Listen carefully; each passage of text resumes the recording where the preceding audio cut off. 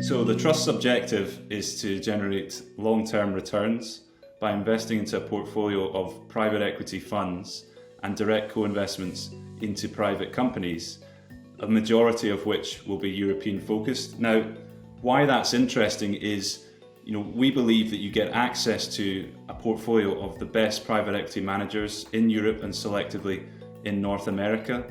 But at an underlying level, you're getting access to some really great companies.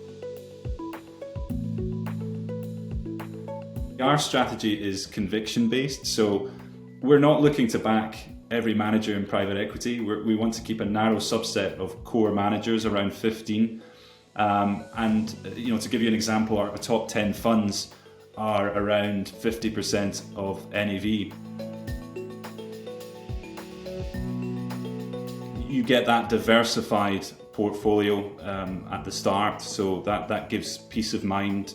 Over 450 companies, well balanced by sector, well balanced by geography and maturity, and it's a resilient portfolio. If you look at the sector exposure, around 40% is to technology and healthcare sectors.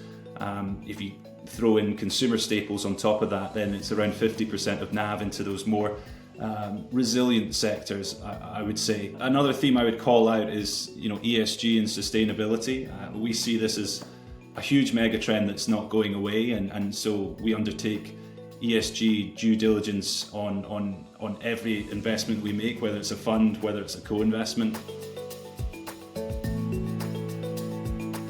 The European angle, I think, is different, and it isn't going to change. I mean, you should expect over 80% of the portfolio to have a European focus. Why we think that's interesting is that Europe has a number of barriers to entry. So whether it's language, whether it's culture, whether it's regulation, legislation, it just makes it a harder market to crack.